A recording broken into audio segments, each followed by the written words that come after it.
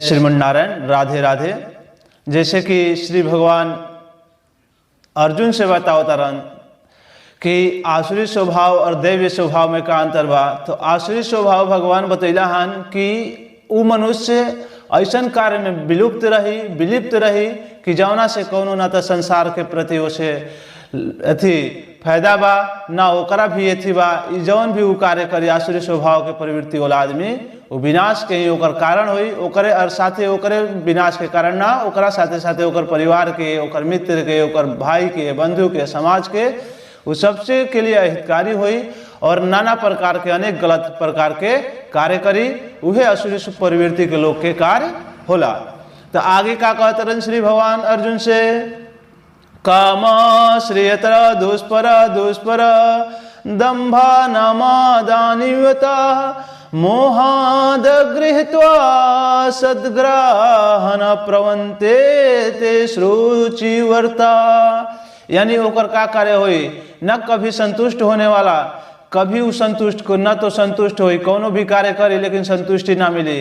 काम का आश्रय लेकर तथा गौरव के मद में मिथ्या प्रतिष्ठा में डूबे हुए आसुरी लोग इस तरह मोहग्रस्त होकर सदैव क्षण भंगुर वस्तुओं के द्वारा अपवित्र कर्म के लिए व्यस्त रहते हैं। यानी जौन भी वो कार्य करे वो अपवित्रता वाला कार्य करे और ओकरा के प्रति मोह रहित होकर कार्य करे, वही में डूबल रही, पड़ रही, जौना कार्य में करे वही में हमेशा डूबल रही। भगवान कहतरन चिंता म परिमेयम च परलेयात्ममोश्रिता कामोपभोगरम पायता विदिता निश्चिता आशा पश्यते वर्धा काम क्रोध परायण इहन्ते काम भोगार्थ मानया इनार्थ संज्ञान।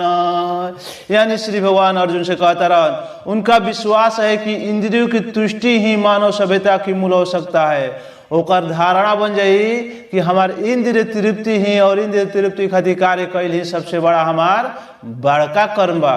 तो हम ई शुरू से लेकर अभी तक बतावता होता नहीं कि जौन भी तू काम करब, अगर जिंदगी में ऐसा कार्य मत कर दिया जौना से तहार जिंदगी के विनाश हो जाए। ऐसे मनुष्य के उहे कर्म आपन इंद्रिय तृप्ति खातिर आसुर स्वभाव के प्रवृत्ति वाला लोग का करेला, आपन इंद्रिय तृप्ति खातिर कार्य करी और दोसर ओकरा बाद ओ से कोनो ओकर इच्छे ना रह जाए कि ऐसे का घाटा बा, का नाफा बा, का एथी बा। उ आसुरी प्रवृत्ति में विलुप्त रही। अपना इंद्रिय तृप्ति खातिर अनेक अनेक प्रकार के जीव के वध करी, जंतु के वध करी, मनुष्य के हिंसा करी और कहतरन इस प्रकार मरण काल तक उनको अपार चिंता होती रहती है। कतनो सब कर ली हन लेकिन वो का करे हन, चिंता में डूबल रही हन, हमेशा कुछ न कुछ चिंता में डूबल रही हन। कतनो लाखों कमा ली हन, वे लाखों इच्छाओं के जाल में बंद कर काम तथा क्रोध में लीन होकर इंद्रिय तृप्ति के लिए अवैध ढंग से धन संग्रह करते हैं। और जितना भी बा अवैध तरीका से धन संग्रह करियन वे लाखों इच्छा, उनकर एगो इच्छा पूर्ति भइल कि दूसर का इच्छा जागृत हो जाए, एगो इच्छा पूर्ति भइल दूसर का इच्छा जागृत हो गए, दूसर का पूर्णता भइल तीसर का इच्छा जागृत हो गए।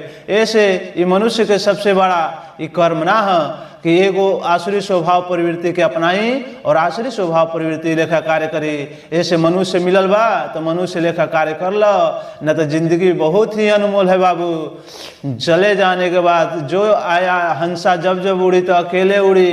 तो ऐसे ऐसा कार्य कर लो कि कोनो भी जीव प्रकार के हत्या के जो दोष लगे वो सब ना करे के चाहिए। आपन इंद्रिय तृप्ति खातिर कार्य ना करके भगवान के पूर्ति खातिर कार्य करो, भगवत प्राप्ति खातिर कार्य करो, वही से सब तार जिंदगी सफलता में हुई। जय श्रीमन नारायण। राधे राधे।